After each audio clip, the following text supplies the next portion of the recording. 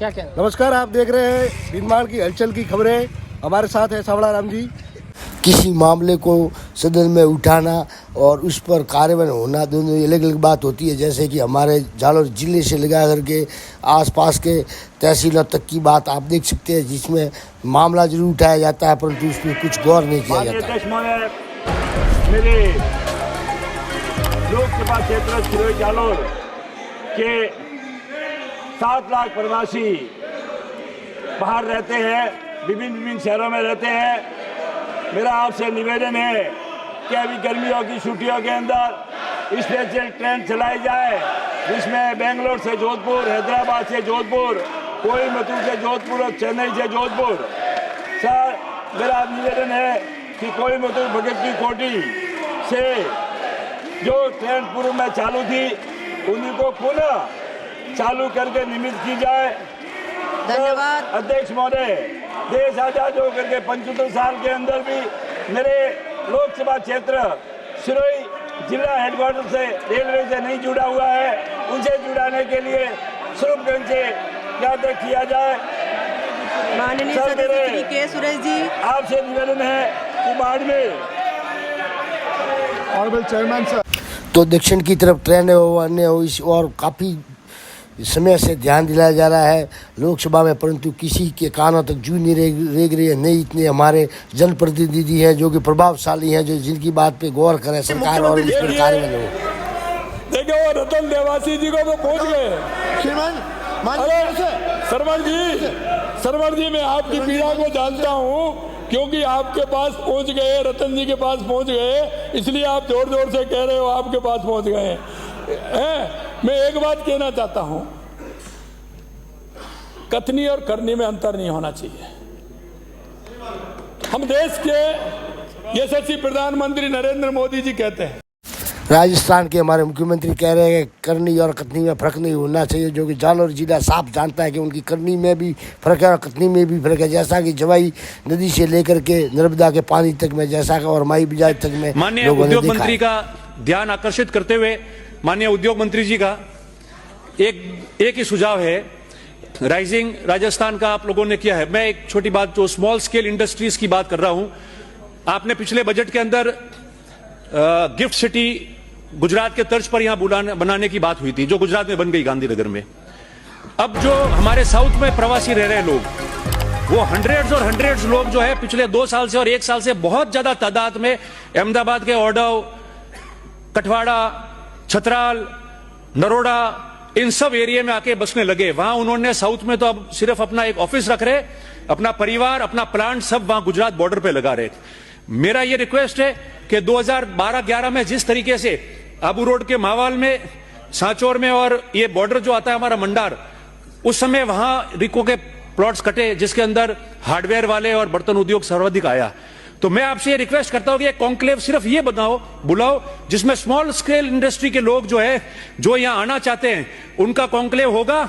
तो वो सारे हमारे प्रवासी आपके उस कॉन्क्लेव में आएंगे। आप सभी को बुलाओ, हम लोग भी आएंगे, और उनके लिए आप इस बॉर्डर पे, क्योंकि अहमदाबाद तो आ ही गए सब लोग, बॉर्डर पे भी रहना चाहते, बॉर्डर पे अगर आप उसको रिको खोल के पूरी बॉर्डर पे कर दोगे, तो ये जितने भी हमारे प्रवासी बाहर रह रहे हैं वो सारे यूनिट यहां राजस्थान में लगा देंगे, घर के पास भी रहेंगे, रोजगार भी मिल जाएगा और आपकी सरकार का बहुत अच्छा संदेश जाएगा। और ये बात भी हमारी रहेगी कि हम लोगों ने ये बात सदन में रखी थी।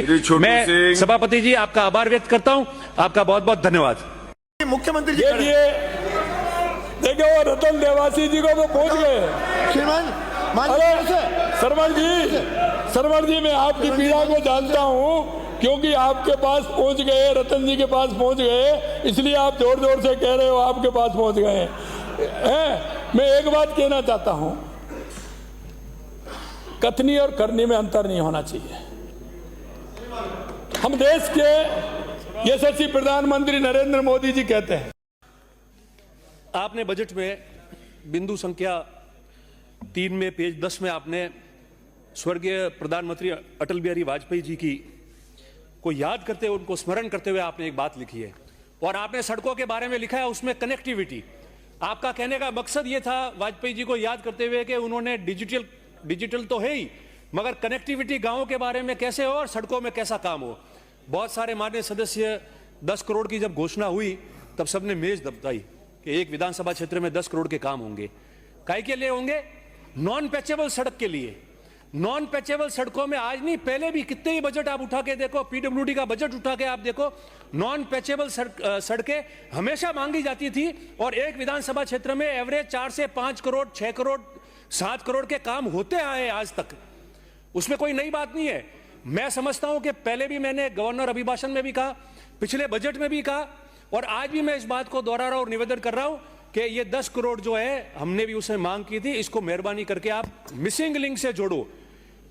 आपने कनेक्टिविटी कैसे होगी? 2 रेवेन्यू विलेज है, 2 गांव है, उन दोनों के बीच में डामर की सड़क नहीं है। मिसिंग लिंक पे आप दोगे, विधायक अनुशंसा करेगा कि इसको जोड़ना जरूरी है, 1 किलोमीटर 2 किलोमीटर 10 करोड़, तब जाके वो गांव जुड़ेंगे और तब जाके जो वाजपेयी जी के बारे में आपने लिखा है कि कनेक्टिविटी होगी, तब ये बात साकार होगी। मैं चाहता हूं, मेरा सुझाव है, आप इसमें सुधार करिए। पैचेबल नॉन पैचेबल सड़कें जो है वो डिपार्टमेंटल हो जाएगी, आप अनुशंसा मंगाइए, मगर मिसिंग लिंक को जोड़िए और 10 करोड़ की जगह 15 करोड़ करिए। हाँ, पक्ष के जो साथी बने, हम भी बैठते थे, हम भी सदन के नेता को आग्रह करते थे, आप लोगों से भी निवेदन है, आप सदन के नेता को आग्रह करें, वित्त मंत्री जी को आग्रह करें कि ये जो 10 करोड़ है इसको मिसिंग लिंक करो, 15 करोड़ करो 10 की जगह, ताकि हम हमारे क्षेत्र में जो भी सड़कें कनेक्ट नहीं हुई है, गांव कनेक्ट नहीं हुए, डामर सड़कों से उनको कनेक्ट कर सके। और आपने बजट भाषण में जो वाजपेयी जी का जो लिखा हुआ है उनको स्मरण करते हुए वो बात जो है पूरी हो चुकी है। दूसरी आपके पास पहुंच गए, रतन जी के पास पहुंच गए, इसलिए आप जोर जोर से कह रहे हो आपके पास पहुंच गए। बजट प्रस्तुत करते समय प्रत्येक विधानसभा क्षेत्र में 10-10 करोड़ रुपए की राशि से नॉन पेचेबल सड़कों के कार्य करवाए जाने प्रस्तावित किया था। अब मैं माननीय सदस्यगणों के माध्यम से विभिन्न क्षेत्रों से आ रही मांग की दृष्टिगत प्रत्येक विधानसभा क्षेत्र के लिए प्रावित 10 करोड़ रुपए में से 5 करोड़ रुपए लागत तक के मिसिंग लिंक सड़कों के कार्य करवाए जाने की घोषणा भी करता है।